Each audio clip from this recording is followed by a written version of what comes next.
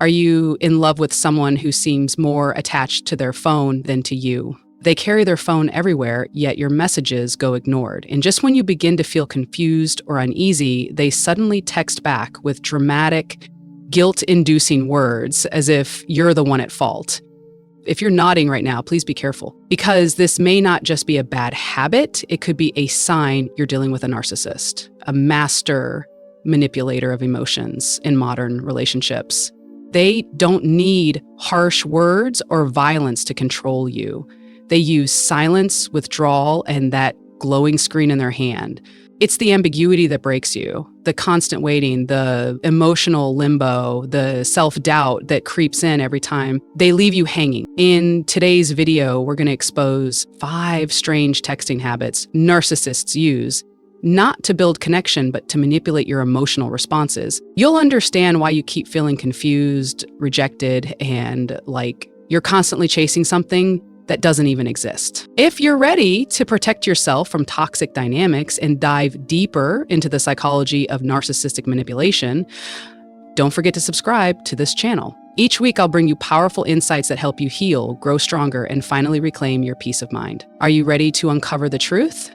Let's begin. Have you ever felt like you're living in a scripted drama, but you're not the writer, just an unwilling actor? That's exactly what it feels like to be in a relationship with a narcissist. Everything is orchestrated. Every moment is a performance, seductive, intense, but deeply cruel. And it's all divided into 4 familiar acts. Act 1, love bombing. They enter your life like a sweet storm, drowning you in compliments, gifts, and constant attention, making you believe you're everything they've ever wanted. Act 2, devaluation.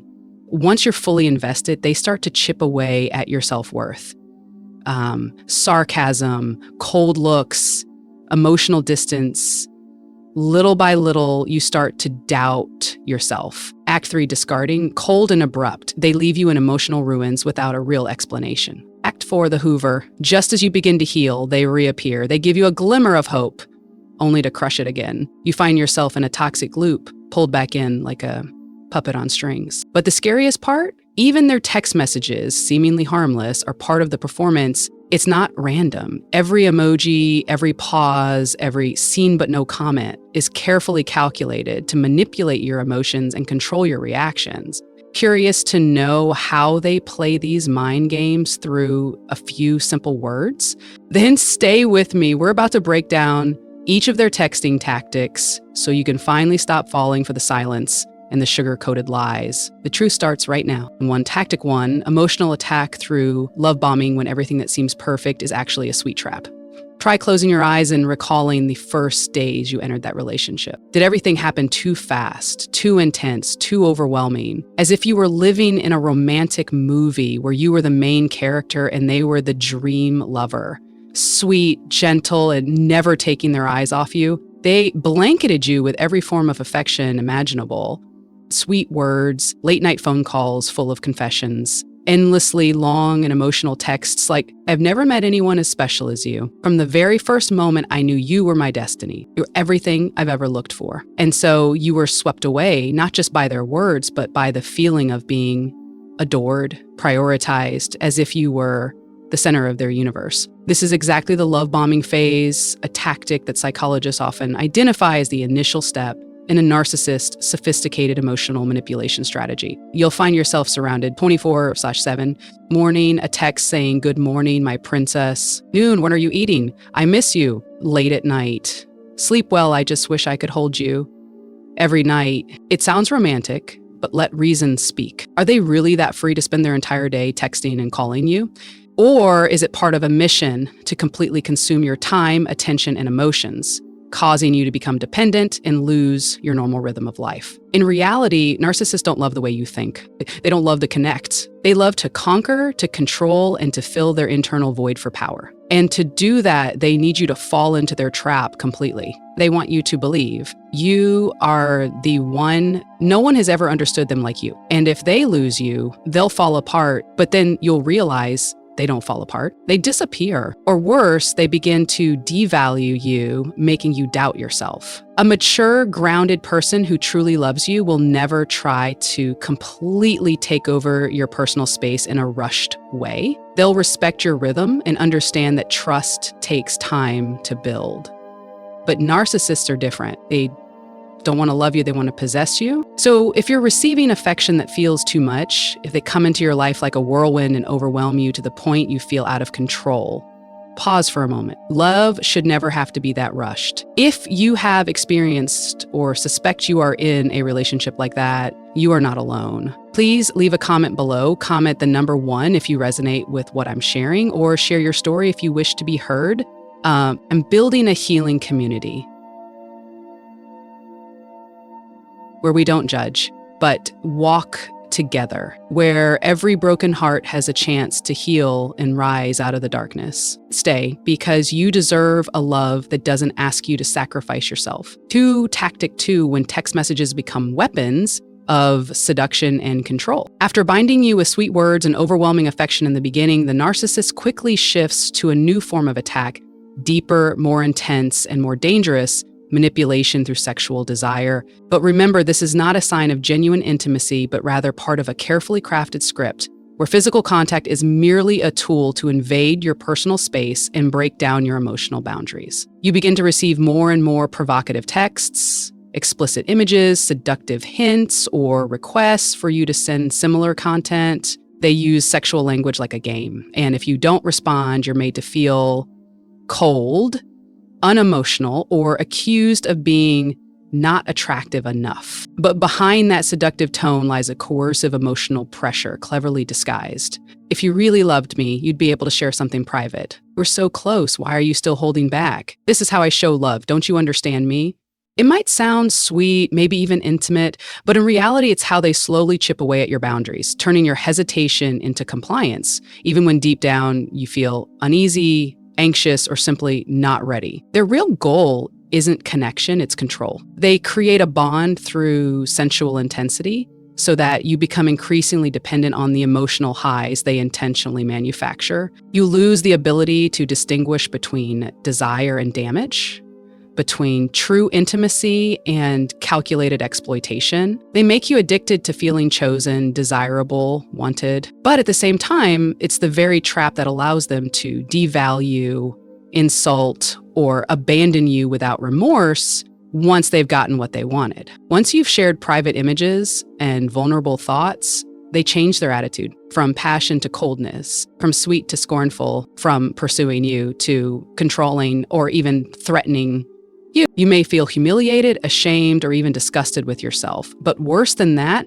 the guilt and embarrassment may trap you, making it hard for you to walk away. They now hold what was once your freedom, and they know exactly how to use it as a highly effective weapon of manipulation. Intimacy does not equal love. Physical closeness is not the same as emotional connection. A narcissist doesn't love you as a person. They use you as a supply, an image to boost their ego, a tool to satisfy their selfish cravings, and then they leave you among the emotional wreckage without ever looking back to heal what they broke. If you're feeling confused, ashamed, or exhausted from vague, suggestive, and overwhelming messages from someone who's making you doubt yourself, step back and listen to your instincts.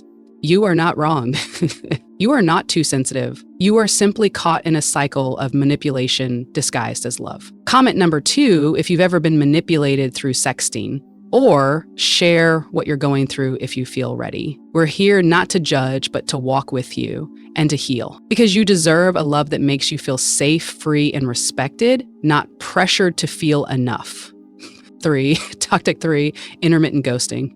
After you've been hooked into the relationship with passion, charm, and a flood of loving messages, the narcissist will begin the next phase, a gradual, but this isn't a withdrawal to end things.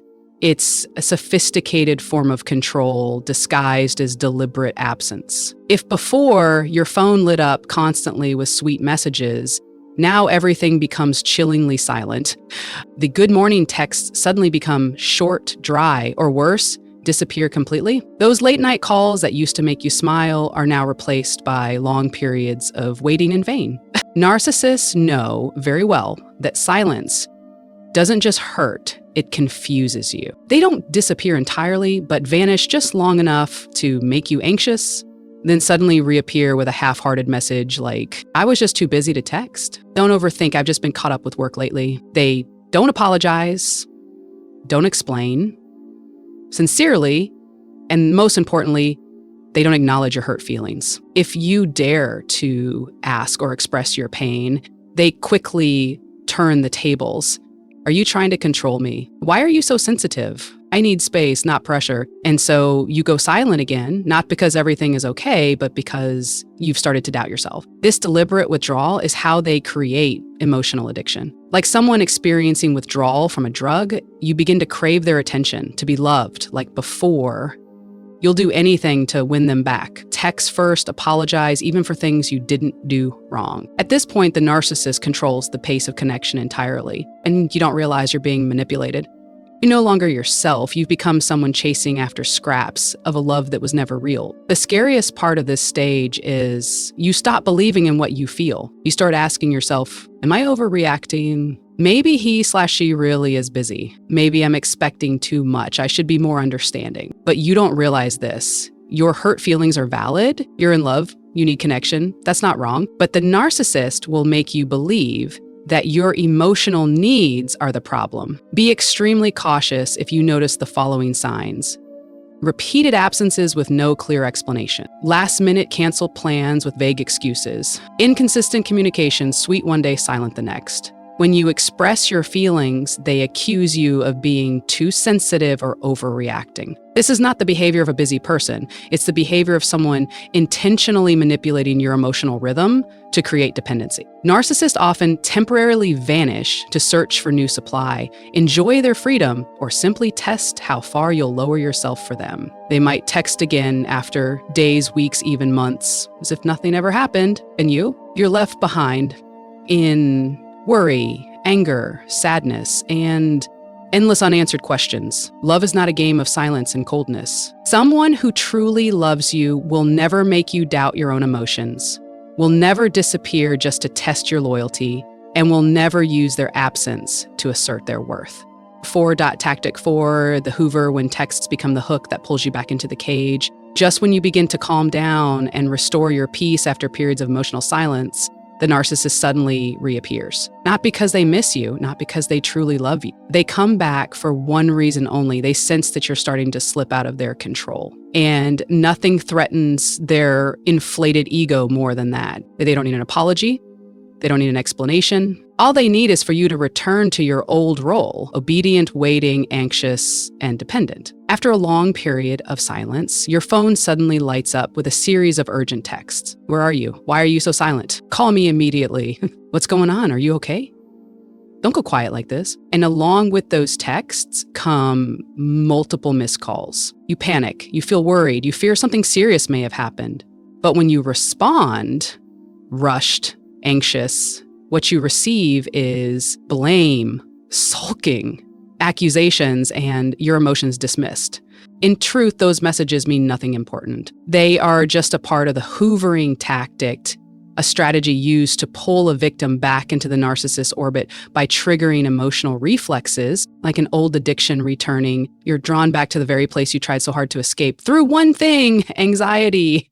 Don't mistake their return as a sign of love. To a narcissist, your absence doesn't break their heart, it wounds their ego. They don't care how you're doing. They only care about whether they still have control over you. They use texts as hooks, targeting your compassion or old emotional habits. Sometimes it's a joke, an emoji, or a casual memory. I just listened to that song you once sent me. Walked past our old spot today, thought of you. If you still care, text me back. These words may sound nostalgic, but be careful.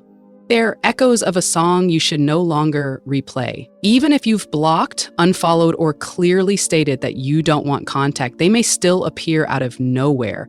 Texting from unknown numbers, sending emails, even using fake accounts. To them, boundaries don't exist. only a wounded ego desperate to reclaim power. Even when you're busy in a meeting, caring for family, or simply enjoying a peaceful evening, they won't hesitate to interrupt. Not because they need you, but because they need to know that you haven't dared to leave their orbit. When someone texts you late at night, reminiscing or checking in with no clear purpose, understand that it's not genuine care.